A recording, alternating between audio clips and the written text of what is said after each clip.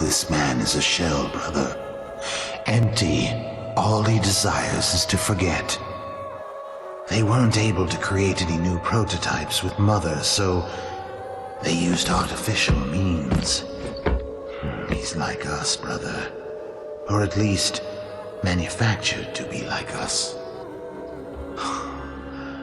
It is true, brother.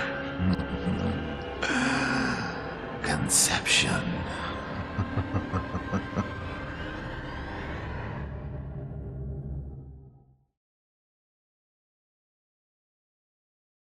Becket's early years painted a picture of contrast.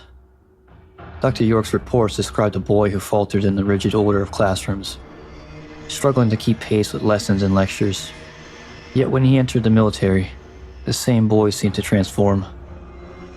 The battlefield was his classroom, and there he excelled. Sharpened into a dangerous and seasoned combatant, his focus was absolute, his reflexes uncanny, earning him the reputation of being among the best soldiers Armacham had ever seen. Developers will later call him the best of the best, but even they could not say for certain whether Becket's abilities had always been natural, or if something deeper had been waiting to awaken. Unlike the Pointman before him, Becket's true potential did not surface until after Genevieve Aristide's scientists laid their hands on him. In the sterile glow of Armacham's operating theaters, he endured a series of invasive procedures, surgeries that echoed the secret experiments which had given Pointman his own superhuman edge. Reflex injectors, precise augmentations, and other unspoken technologies were forced into Becket's body. When the process was complete, the soldier who had once simply been skilled now carried something more. His reflexes had become extraordinary, his reactions faster than thought, proof that Armacham had forged him into a weapon to rival the greatest creation.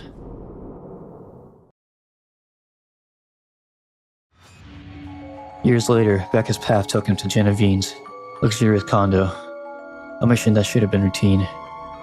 Yet even before he arrived, the first cracks in his reality began to show. Strange visions flickered at the edge of his mind. Hallucinations of Alma Wade, the haunting presence tied to Armacham's darkest secrets. The world then erupted into chaos. The origin facility detonated with a cataclysmic force, the shockwave tearing through the city and hurling Becket into unconsciousness. He never had the chance to fight back. When he awoke, he was not on the battlefield, but in captivity. Aristide's personal guards had seized him from the ruins. Becket was delivered directly into Aristide's hands. She saw in him not just a soldier, but a key. Someone whose psychic profile could be tuned to resonate with Alma Wade's own. The procedure was invasive and brutal, a surgical attempt to reshape his very mind. Her goal was simple.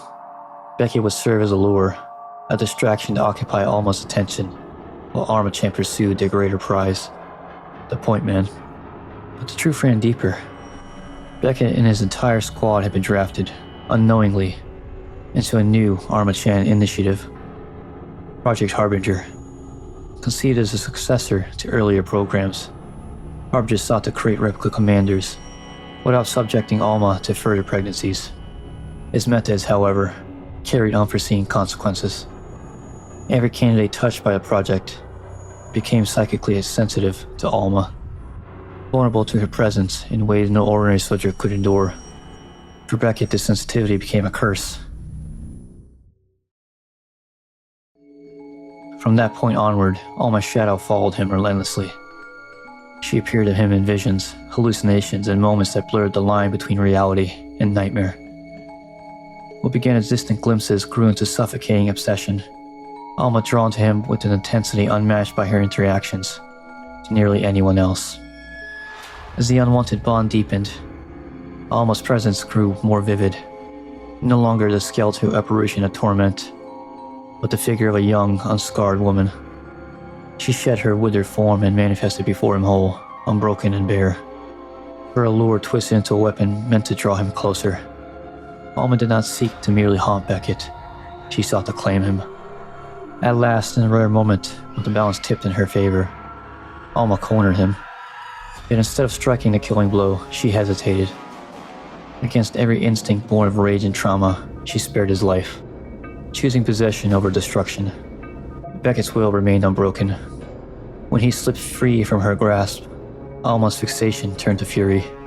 Her scream reverberated through the unseen layers of the world, a psychic eruption that tore through the air.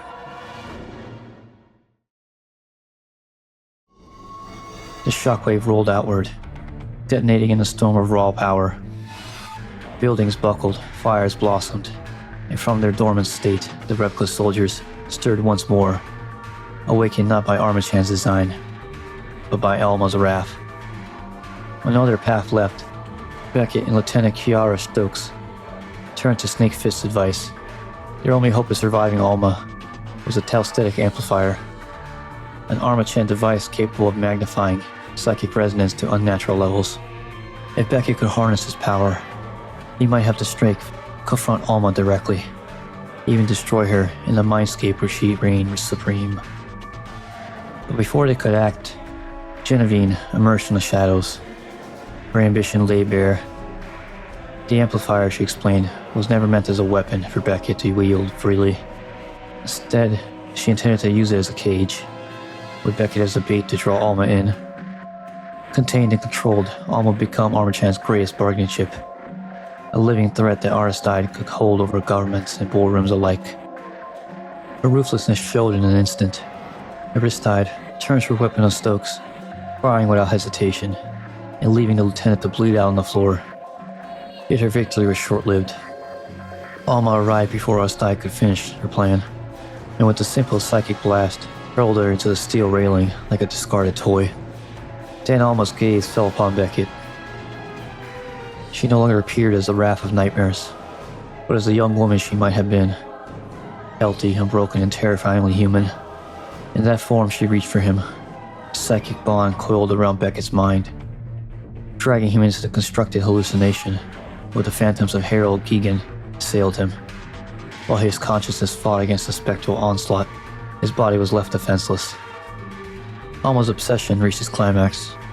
Within the amplifier's chamber, she claimed Becket in the most violent way imaginable, forcing her will upon him while his mind remained trapped in her illusion. The hallucination finally shattered, leaving Becket drained and broken inside the amplifier. For a fleeting instant, it had seemed the device had done its work, that Alma had been sealed away, contained within the prison Armacham had built. But the silence did not last. Out of the shadows she emerged once more, free of the machine's grip. This time she was changed, no longer the spectral tormentor, nor the alluring phantom who stalked him. Alma now stood before Becket, visibly pregnant, her frail body carrying the undeniable weight of new life. The truth struck harder than any psychic attack. While Becket had been bound in the amplifier, locked in combat with the phantoms of Keegan, Alma had claimed him completely. She stepped closer, her eyes burning with a mix of hunger and triumph, and took his hand in. Slowly, deliberately, she guided it to his swollen stomach. The gesture was intimate, mocking, and inescapably final. Through that touch, Becket felt the faint stirring beneath her skin. His child, growing inside the very woman who had haunted him since his first mission.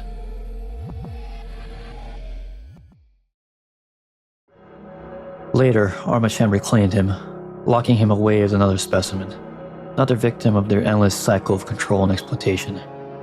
Whatever fragile bond Alma had forced upon him in the amplifier chamber was gone. There was no trace of affection, only rage. Rage at what she had done to him, at the violation he endured, and at the ruin of his squad who had become sacrificed piece by piece in Armacham's experiments. Becket no longer saw Alma as an unstoppable apparition or a twisted savior. To him, she was nothing more but a monster who had stolen everything from him. As time went on, Becket was trapped inside the glass container, not knowing how many days, weeks, or months passed. But then he heard gunfire, followed by screams of the guards nearby. When the glass opened, he was met with Pointman. As Pointman began to unlock the restraints, Becket's confusion spilled out in a hoarse question. "Who are you?" The question came not through words, but through visions. A sudden hallucination gripped him. Alma's presence entwined within it. And in that revelation, Becket understood the truth. The two figures before him, not merely soldiers. They were Alma's sons. Paxton Fettel seized the moment. His essence poured into Becket, overriding his will and ransacking his memories. Through Beckett's body, Fettel revealed fragments of the past, offering the Pointman a chilling glimpse into what Armacham had done and what Alma had wrought. Becket resisted with all he had, struggling to tear himself free from the intrusion, but the realization burned through him. The Pointman was part of the reason for his torment. "I'm here because of you," he spat, anger laced with despair. Fettel pushed deeper, silencing Beckett's protests. In that possession, the truth surfaced. Confirmation of Alma's pregnancy and the conception of a new sibling, a child born of horror and obsession. For a fleeting heartbeat, Becket tore himself free of Fettel's grip. His eyes cleared. His voice cracked with desperation as he hurled a final warning at Pointman. "Kill it. Kill the filthy maggot that grows inside her. It cannot be allowed to live." His words are raw, not born of fear for himself, but of the horror of what Alma's child represented. A future twisted even further by Armacham's sins. But freedom was short-lived. Fettel's presence surged back into him, a force too overwhelming to resist. Beckett's body convulsed, shuddering under the psychic violence, ripping him apart from within. With the final, agonizing scream, his form ruptured, torn open by the very possession he had fought to escape. Micah Beckett's life ended there, consumed by Armacham's ambitions, Alma's obsession, and Fettel's hunger. He did not die as a soldier or a savior, but as a victim of forces greater than any man could endure. His final legacy was his warning, a desperate plea echoing in the Pointman's ears. Destroy the child before it destroys everything.